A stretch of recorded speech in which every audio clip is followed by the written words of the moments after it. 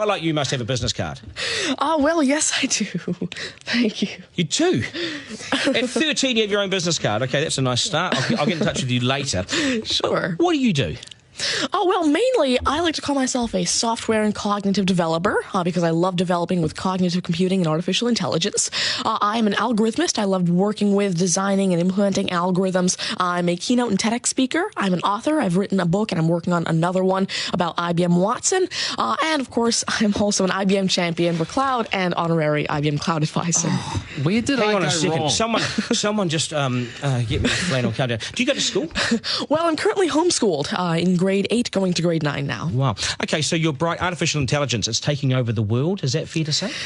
Well, you see, that's actually one thing that I believe a lot of people have, the sort of misconception that artificial intelligence is this technology that was made to replace humans at really everything we do, whether it be, our jobs or whatever we do at home every day. But really what I believe is that artificial intelligence was developed and is continuing to be developed for the sole purpose of really augmenting our life and amplifying our skills or capabilities and what we can do every day. But what about when the computers actually learn that they're better than us? Well, you see, that's sort of called a singularity of artificial intelligence, at which point artificial intelligence has surpassed human intelligence to the point that we cannot control it. But really what I believe at this point, artificial intelligence, I won't go into the details right now since we're limited on time, but the thing is right now, artificial intelligence itself as a technology is so foolable and so primitive that either A, we won't reach that singularity point, or B, if we do, it's a very long ways off. Do you understand that, Mark? No.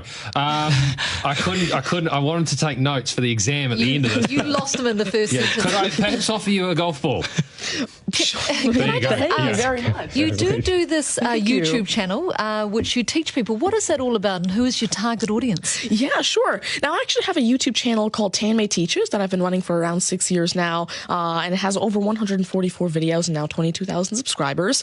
And so on it, I love to teach about computing, really programming, these algorithms that I develop, machine learning especially, math, science, and especially technologies like IBM Watson. Because, of course, I like to share my knowledge because I realize that there's this lack of resources for people to learn about technologies like AI, which is why I absolutely love sharing my knowledge through, of course, these YouTube videos, the books that I'm authoring, the keynotes that I have, and really Watson comes in here in such a great way because Watson allows me... What's Watson? Sure. Well, Mark thinks he's a golfer, but what is Watson? Now, IBM Watson is essentially a cognitive system that allows developers to incorporate cognitive and machine learning into their applications without having to code in the actual intelligence. And what this means is that, of course, right now, really one of the main reasons developers aren't incorporating more machine learning into their apps is because it's so hard to do. It's really difficult to incorporate intelligence because... Has the I'm going to take this somewhere else, this interview. Has the Homeschooling Association of the World got hold of you as the front person? Well, there is actually a Homeschooling Legal Defense Association, I believe, HSLDA, in Canada, and I actually had a keynote for them last year in Niagara Falls. You're the poster boy for homeschooling, aren't you? Well, I did have a keynote for them, and I talked a lot about the advantages of homeschooling and why it's great for kids who want to go into different and really targeted subjects. Okay, I want to get right down to business now. When did you realise you were bright and smarter than most? Well, I originally started coding when I was 5 with simple languages like Fox Pro and Batch. But eventually, at 9 years old, I had my very first iOS app accepted into the Apple App Store called T-Tables. But did your mum and dad do something to you between 0 and 5 that plug you into the wall? What did they do to you at 5? At 5, you were Are you coding. smarter than your mum and dad, by the way? Already? Well, I have... my dad used to work as a computer programmer, but he used to work with, simple, regular programming languages like Fox Pro, Batch, a little bit of C, etc. But you see, now I'm really interested in artificial intelligence and how it can actually be implemented on all these different platforms. You'd be a nightmare to teach. You'd be an absolute nightmare to teach, wouldn't you? Because you'll be smarter than the lecturers. And I never even want to get in an argument with you, ever.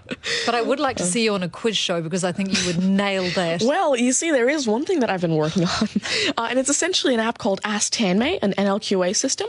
And so essentially, it's a system that can take your natural language questions and answer them for you using Watson and artificial intelligence. And actually, the original reason why I made Ask Tanmay, there's an Indian version of the Who Wants to Be a Millionaire show called KBC, which I originally wanted Ask Tanmay to play. So that actually ties in quite a bit with what I wanted to do. It's nice to see you. Do you get because you're homeschooled? You wouldn't go to school dances and things like that, would you? School socials and things. Do you well, I actually used to be regularly schooled until grade 6. Right. Then I became homeschooled, and so of course I still do have my This friends is still from a school. victory for public schools. Take that golf ball and bring it back to me when you've actually worked out a way in which it'll always go straight.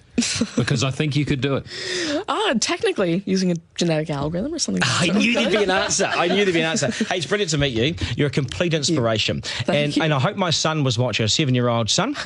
Message to Buster Garner, you got work to do, mate. Do your homework, and we got to sharpen things up. Nice to see you. Thank you very much. All the very best. Thank You're you. amazing. Thank you. You're amazing. Okay, news is next, and then we are joined by today's panel, which won't be as smart as this guy, but they'll still be good, and we will head back to the beach as well for a game of 9 and 10. So much pressure now on the contestant in 9 and 10 just to rip through it and get it right. It's coming up after 8.